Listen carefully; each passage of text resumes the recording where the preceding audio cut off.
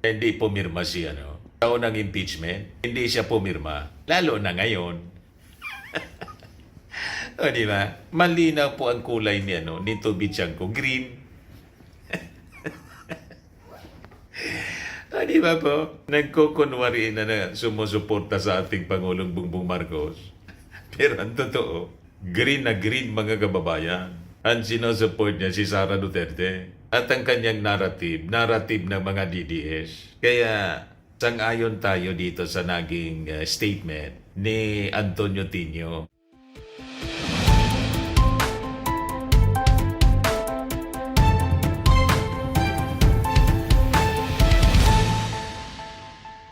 Hello po mga kababayan, si Dante Maravillas. Pag-usapan natin itong possible impeachment ni Sara Duterte. Kasi as usual, tulad ng dati, si Nabotas Representative Toby Chanko, di daw siya pipirma. Alam naman namin, hindi ka pipirma kasi Sara ka man talaga. Diehard supporter ni Sara Duterte. Ngayon, binanatan po ginastigo ni ACT Party List Antonio Tinio. Sabi dito ni ACT Party List Representative Antonio Tinio, yung mga sinabi mo niya, mismong logic ng mga DDS. Kung ano ang narrative po ng mga DDS, yon ang narrative yon ang narrative ni Toby Chanko. Kinastigo siya ngayon ni Antonio Tinio mga kababayan.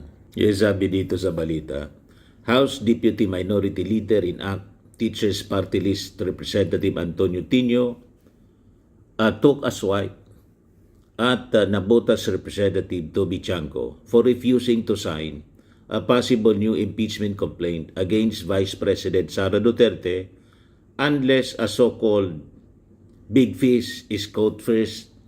Yan ang sabi kahapon ni Toby Chanko sa interview ng Billionaire News po. Dati man po talaga. Hindi pumirma si taon ng impeachment. Hindi siya pumirma. Lalo na ngayon. O di ba? Malinaw po ang kulay ni Toby Chanko. Green. O di ba po? Nagkukunwari na sumusuporta sa ating Pangulong Bongbong Marcos. Pero ang totoo, green na green mga kababayan. Ang sinusupport niya si Sara Duterte. At ang kanyang narrative ng mga DDS. Kaya sang-ayon tayo dito sa naging statement ni Antonio Tinio. Sabi ni Tinio, the argument niya mirrors talking points na ginagamit ng mga hardline Duterte supporters to shield the said family from accountability.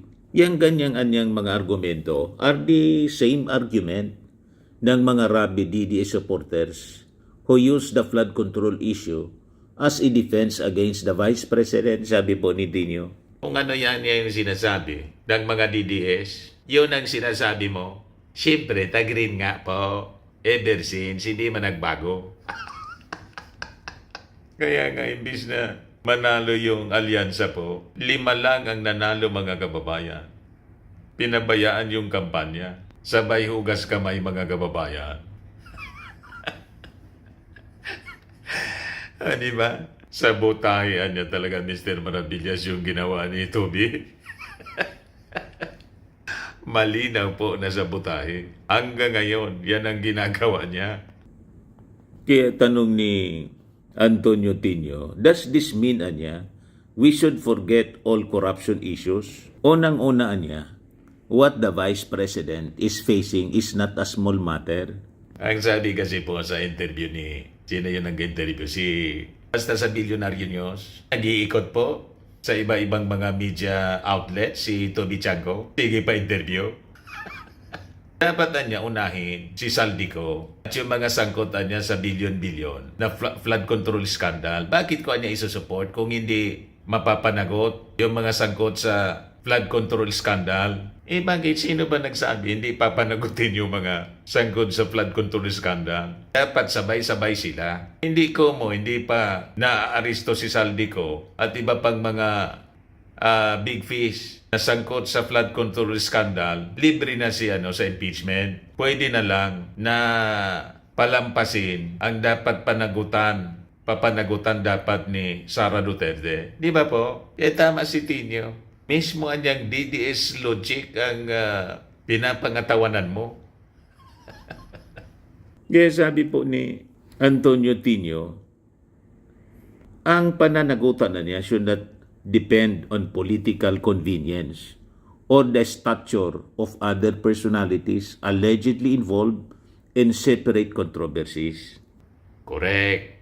Hindi pa napapanagot yung mga sangkot sa flood control. Marami pang mga big fish ang hindi pa po nakakasuhan. Nasa case build up pa lang. Hindi pa po naaaresto. Dapat huwag nang panagutin si Sara Duterte. Ganon ang gustong mangyari. Ganon ang argumento ni Toby Chango na maling-mali po mga kababayan. Pero yan ang gusto niyang mangyari kasi barkada niya si Sara. O di ba? Malamang kasama si Toby Chango sa kampanya ni Sara sa 2028 po. May pasabi na po, may parinig na si Toby Chango. Pag hindi daw pinanagot si Martin Romualdez, pag hindi pinutiktahan, pag pinutiktahan daw ang ating Pangulong Bongbong Marcos si Martin Romualdez, kakalas na siya. May ganun mga kababayan. Di ba malinaw yung pahiwatig po? Na wala man siyang loyalty. Politics o convenience lang mga kababayan ang malinaw sa kanya. Malinaw na naglalaro. From the very beginning, itong si Toby Chango. Sabi po ni Antonio Tinio, whatever anyone says anya, if funds were stolen, there must be accountability.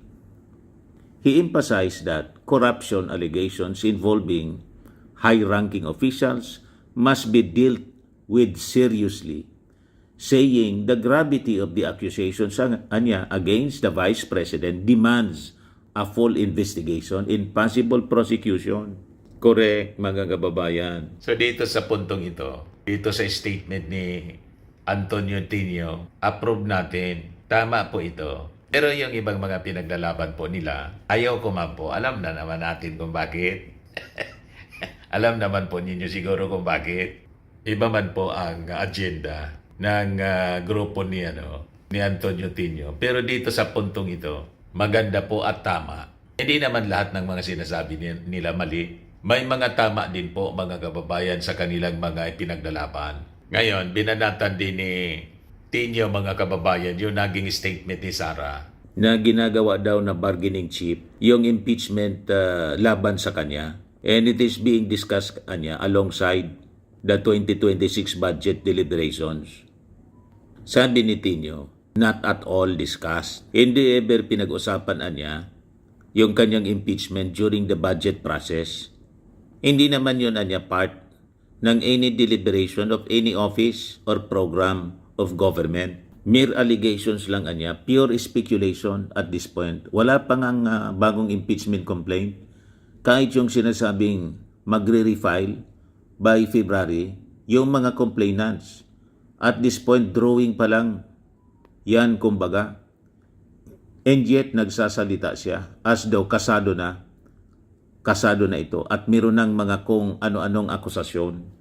Sabi kasi ni Sara, habang dinidiscuss daw yung budget, national budget, ito yung ginagamit na bargaining chip para makakuha ng suporta na i-impeach daw siya. Ibig sabihin, through the budget, pinapamangakuan yung mga congressmen ng pondo. Kung pipirma sila sa impeachment, malaki yung pondo sa mga pipirma.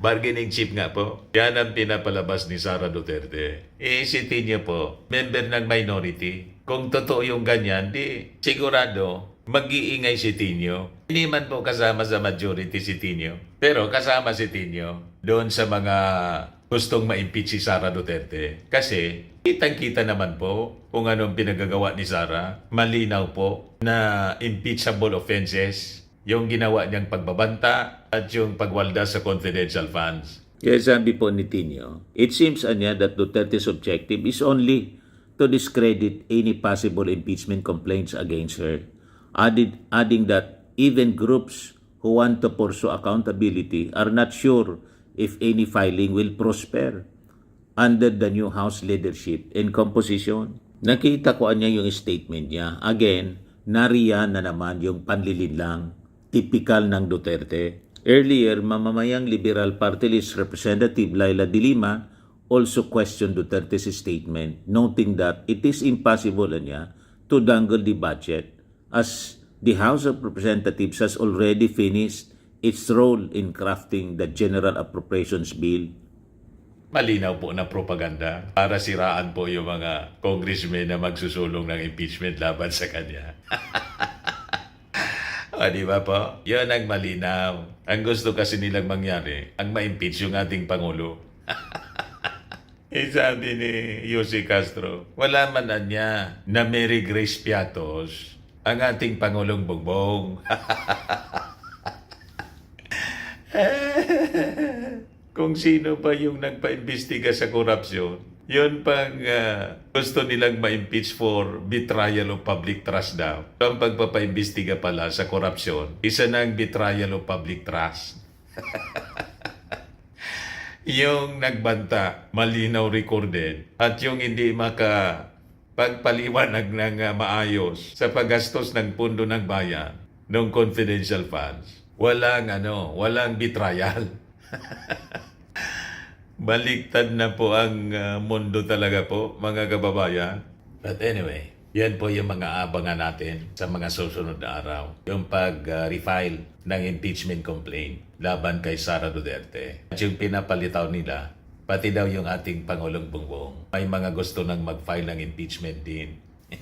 Di-file ninyo. Di ba? Tingnan natin kung lulusot po sa Congress. Yan po yung ating short video, mga kababayan. Pag-share na lang po ninyo ng ating mga videos ngayon. Like and share na rin po ninyo ng ating YouTube channel. Ako po si Dante Maravillas. Bye-bye po. God bless.